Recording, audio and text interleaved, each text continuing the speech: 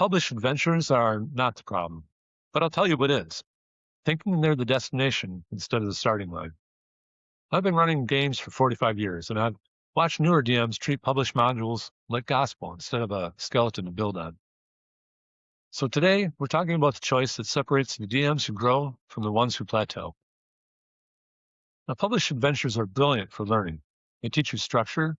You see how a professional writer paces encounters, reveals information, builds tension. You learn why certain hooks work and others fall flat. And if you're new to DMing, a published adventure is a masterclass game design disguised as a module. Now, the problem isn't that they're good teaching tools. The problem is when you treat them as a ceiling instead of a floor. I've watched players get frustrated because the DM is reading the text like it's scripture.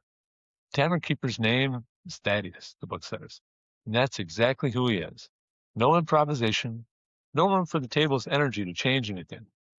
You're not running a game. You're reading aloud while people pretend to care. Published adventures also solve a real problem, prep time. You have a job, you have a family. You don't have 6 hours to design an entire campaign from scratch. I get that. But here's the thing. You don't need 6 hours either. You need a skeleton, and trust that the players will fill in the flesh. Homebrew adventures put you in control. You decide what matters. You can pivot when your players do something unexpectedly because it's your world. There's no moment where you're caught between what the book says and what the table needs. The book doesn't exist. But Homebrew has a dark side that nobody talks about. You can spend 20 hours designing an intricate story, and your players will walk in the opposite direction. You built a beautiful dungeon, and they decide to negotiate with the dragon instead of fight it.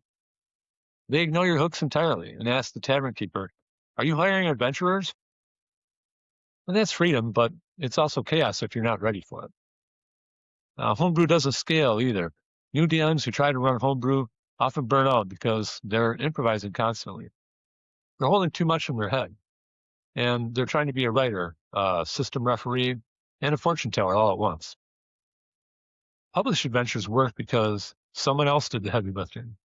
You can focus on listening to your players instead of panicking about what comes next. Here's what I actually think. Published adventures are perfect for learning, but you have to understand what they're teaching you. Use them, learn from them, but use them as a teaching tool, not a crutch. The DMs who get the most out of published adventures are the ones who understand how they work, well enough to break them when they need to. The best DMs I've played with in 45 years all had one thing in common. They prepped the skeleton and they let the players fill in the flesh. Not because they were lazy, because they understood something fundamental. The game isn't better when you control more of it. It's better when you listen. When your players say, "I want to rob the tavern," instead of saying, "That's not in the book," you say, "Okay, let's see how this plays out." And that is where the magic happens. Homebrew wins in the long term because it forces you to develop this skill. You have to learn to improvise and listen. You have to trust your players. Published adventures let you skip that work, and that's dangerous. You can run them for 5 years and never develop the core skill that separates mediocre DMs from the great ones. But here's the nuance. You don't have to choose. Take a published adventure, rip out the skeleton, throw away the flesh. Use their structure, but populate it with your own ideas, your own NPCs, and your own plot twists. That's not disrespecting the module. That's understanding what it's actually for. So the question isn't really homebrew versus publish. It's whether you're willing to grow. Published adventures are a start, but homebrew is where you learn to lead. And the real skill, the one that defines a truly great DM, is knowing when to stick to the plan or when to follow your players into the dark. So, which do you use? Published, homebrew, or some mix of both?